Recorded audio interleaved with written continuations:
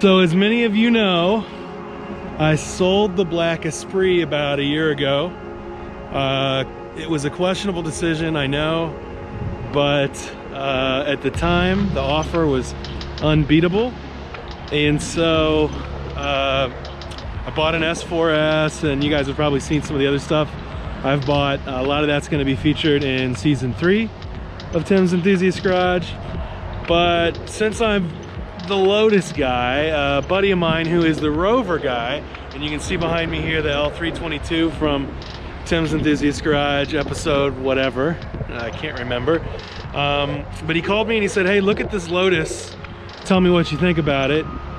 And I could not believe what I was seeing, and so now my Rover owning friend Rob has brought the Esprit, which is about to become the Resurrection Esprit. Not only are we going to resurrect the car, but we're going to resurrect the livery of what was my Black Esprit, which is no longer liveried. I actually got the wheels back. The time has come, y'all. The time has come. Oh yeah.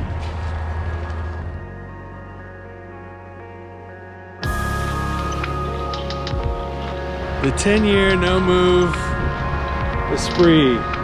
Can it be resurrected? Well, yes, the answer is yes, it will be resurrected. In what form? With this. And there's Rob. Hey, Rob. Oh.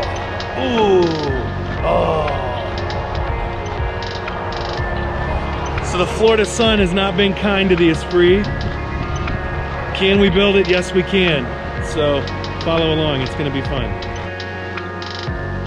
So the story behind this Esprit, the story I got is that the owner of this car had an epiphany, and he literally parked this car outside of his house to remind him of the life he had left behind and what he was being called to.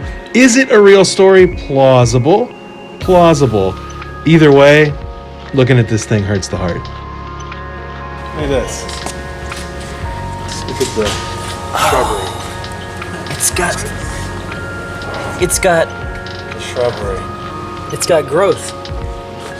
The tent looks excellent. Tent is probably what saved the seats. Mint condition. Actually, the seats are really... The passenger seat's perfect. This one could use a little refinish, but 6 quarts of leathery.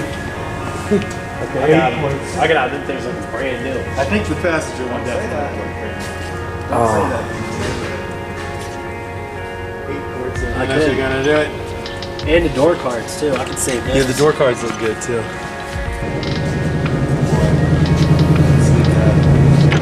I'm digging the mid-wing thing. Oh, I need to wash my hands. So on the scale of bad ideas you've ever had, This is the worst.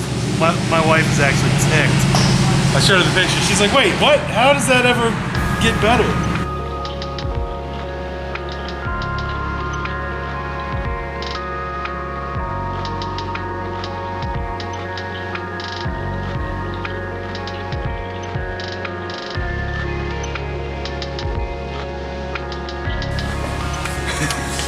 ooh, it's got an Alpine CD changer. We got someone living in there.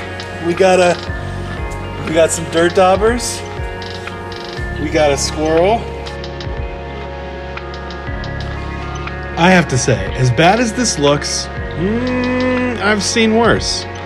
I think we can resurrect it.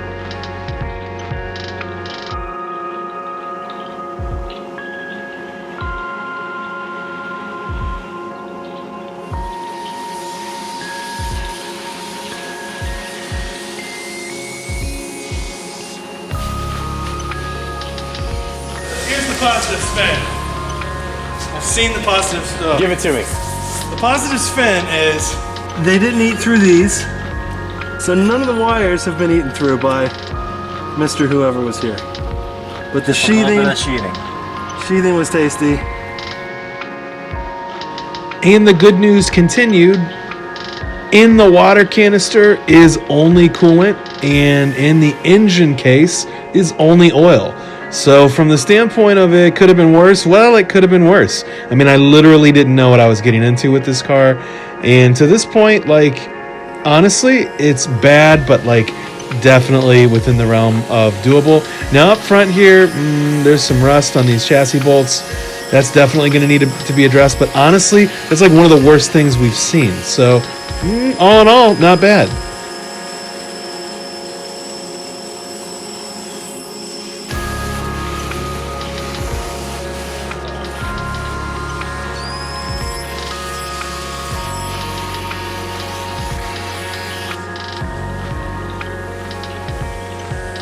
Now, one of the reasons this car is salvageable after sitting outside 10 years is that it's a composite Kevlar body, Kevlar and fiberglass reinforced body.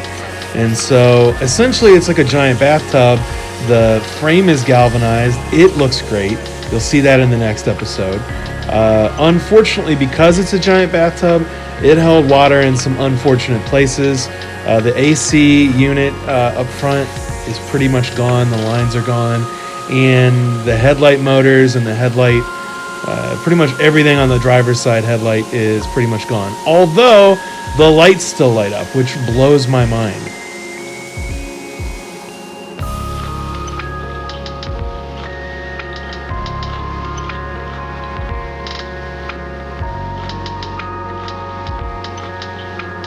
Now on the interior, Dallas from Performance Auto Spa thinks he can resurrect the door cards and the seats. I think the passenger seat and door cards are doable. The driver's seat, I'm not so sure. Now the gear linkage is pretty much shot, and like most of the stuff you think would be shot is shot. But Southwest Lotus Centre has a lot of these parts, and they're going to come through in the clench, as you'll see in upcoming episodes. I have to say, this is one of those things where this car truly came to me. I did not seek it out. It kind of came to me, and because it's a 4-pot car, because it's, fairly non-complex relative to most exotics, I feel like we're really up to this challenge, and I'm excited to share it with you. I think it's going to be a true resurrection of one of my favorite cars of all time, the Lotus Esprit. I think that it's going to be a real car driver. There's a lot of parts coming. I'm really excited about some of the people that are partnering with the service and the parts on the car, and hopefully you'll see it soon. And it will be the true resurrection of the black and gold liveried car on the 1552 wheels.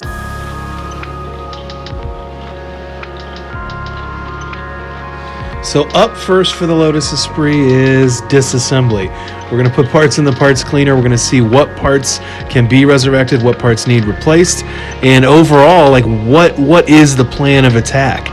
Certainly the dash is going to need recovered. Certainly a lot of these parts are not salvageable, but a lot of the car is, and I want to keep it as original as possible. We are going to paint it a different shade of black, and I think that's going to really set off the livery a little bit and set it apart from the original black and gold liveried car, kind of a little bit, make it a little bit more special.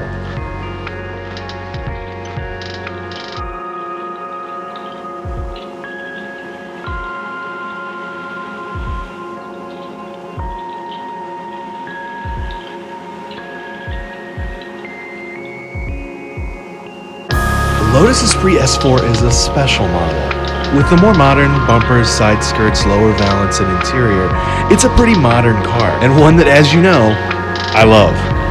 And the mid-wing is something that, personally I've always wanted and has always evaded me. So I'm really excited about the build, and I hope you'll follow along. There'll also be some accompanying long-form video on Lucore when we get into the engine rebuild. There'll also be some information and videos coming your way on S3 Magazine. I mean, just look at this seat. We can save it. We can save this seat. The Lotus 910 4-cylinder engine is a honey of an engine. It's one that doesn't get enough credit, and I actually prefer it to the V8 in a lot of circumstances. The S4 is a rare car with only 339 being built for worldwide consumption. About 116 came to the States. We're cleaning this one up and salvaging a lot of parts off the car. Rubber seals are in a lot better shape than I would have anticipated, and overall the car is in pretty good shape. This rear deck lid is already on its way to greatness. Stay tuned.